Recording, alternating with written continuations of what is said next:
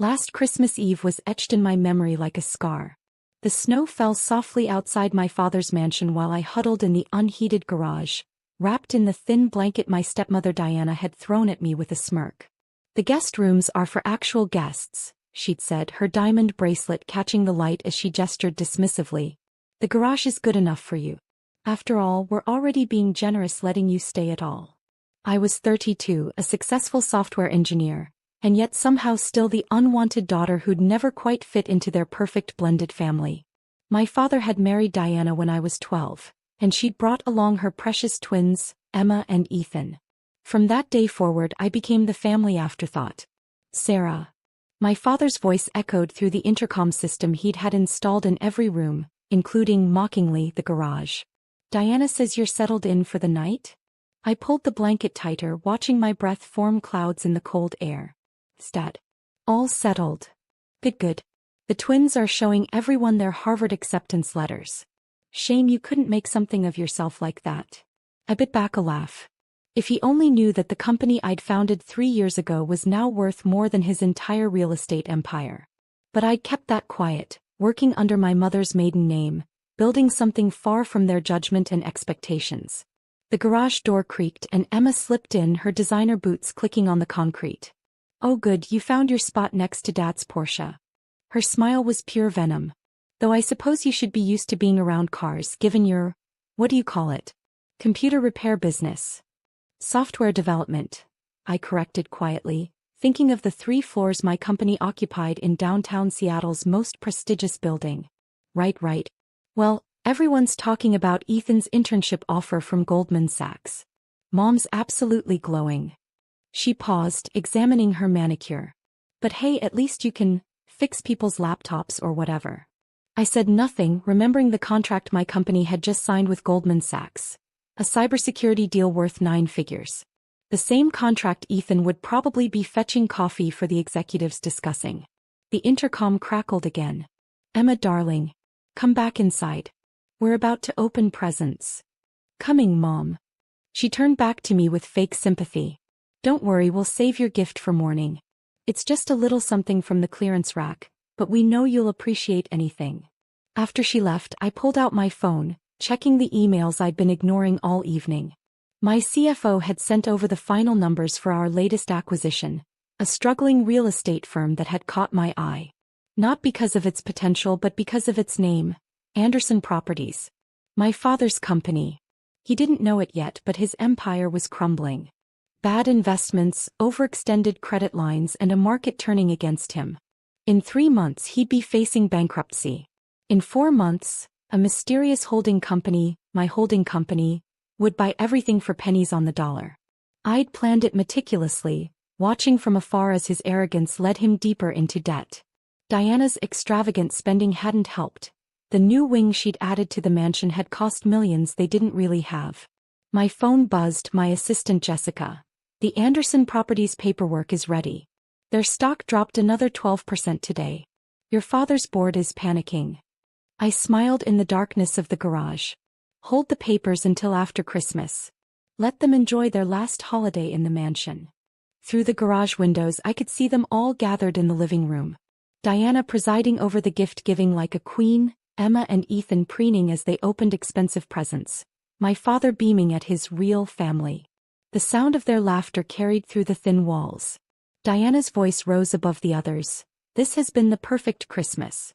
Everything is absolutely perfect." I pulled up the Anderson Properties stock chart on my phone, watching the steady decline. "Enjoy it while it lasts," I whispered. Another text from Jessica. "Your new mansion's renovation is complete. The guest house alone is bigger than their entire property." I looked around the cold garage at the space they thought I deserved. In 3 months they'd learn what it felt like to have nothing.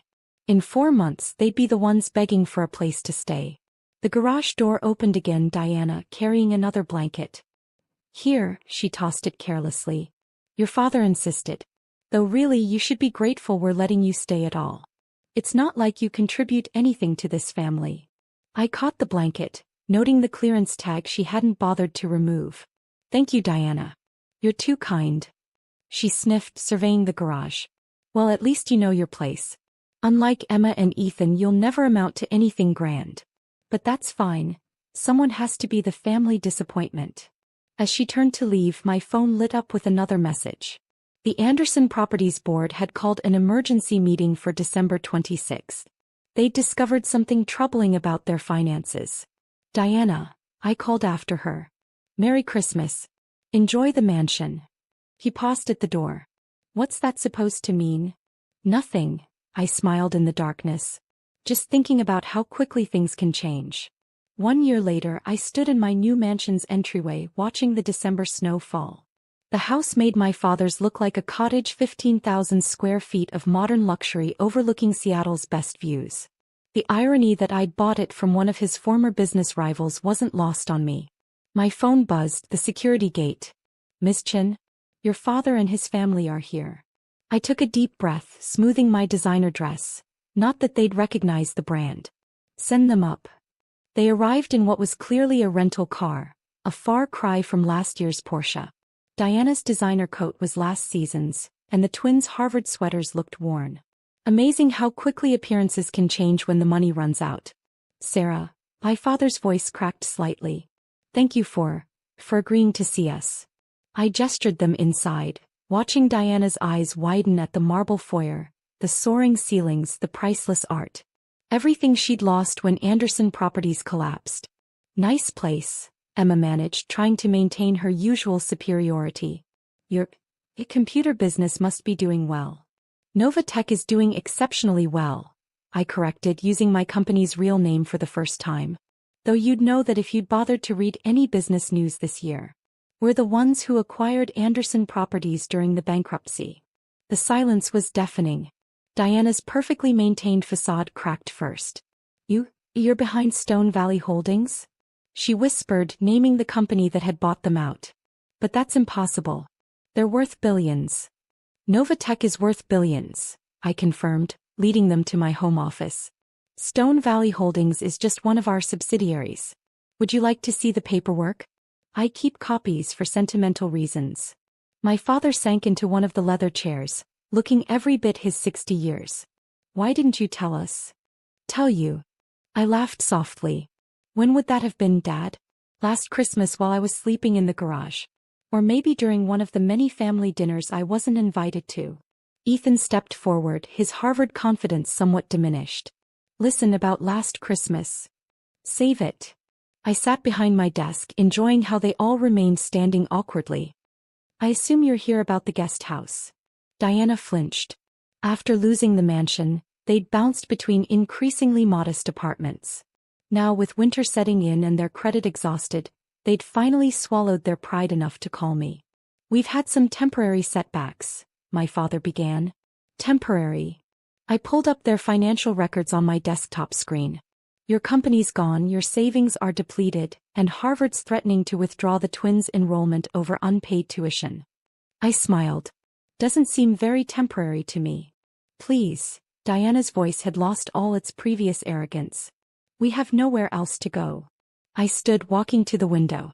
Below, the guest house sat nestled in the landscaped grounds, 4,000 square feet of luxury that would have once seemed beneath them. The garage is free, I said quietly. Emma gasped. Ethan's face reddened. My father stood up sharply. Sarah, be reasonable. We're family. Family. I turned back to them. Was I family last Christmas? Or all the years before that, when Diana made sure I knew exactly where I stood in the hierarchy? We made mistakes, Diana admitted, tears threatening her perfect makeup. But surely you don't expect us to stay in a garage. I pulled out a folder. Actually, I had something else in mind. These are employment contracts. Employment? My father looked confused. Nova Tech is always hiring. Emma, our mailroom needs an assistant. Ethan, the cafeteria's short-staffed. Diana, I believe housekeeping has an opening. I slid the contracts across the desk. The guest house comes with the jobs. Your choice. The twins exchanged horrified looks. Diana's hands trembled as she reached for the papers. This is punishment, she whispered.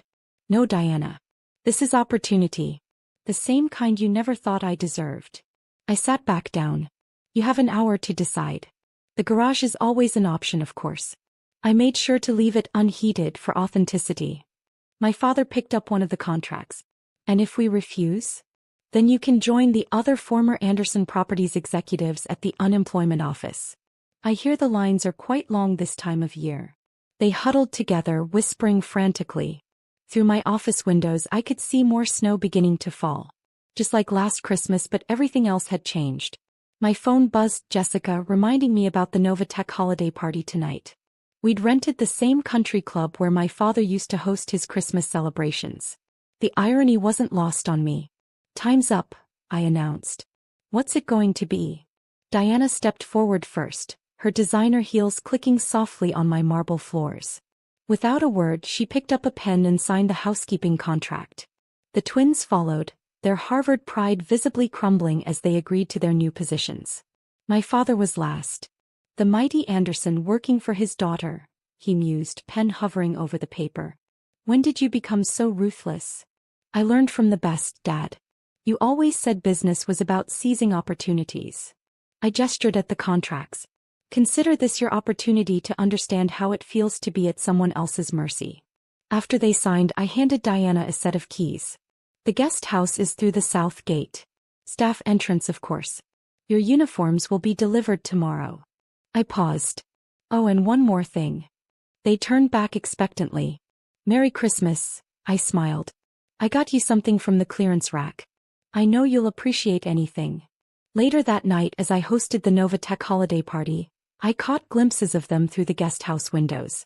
Diana organizing their meager belongings, the twins sullenly unpacking, my father staring out at the mansion that dwarfed his former home. Jessica appeared at my elbow. "Your father's old office has been cleared out.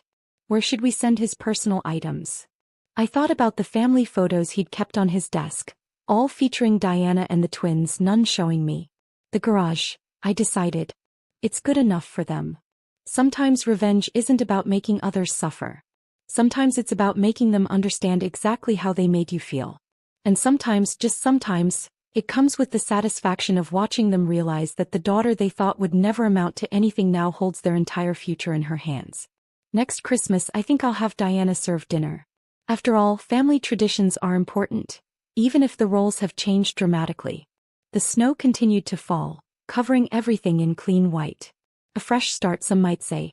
But I preferred to think of it as justice, served cold in the guest house of the daughter they'd once banished to the garage.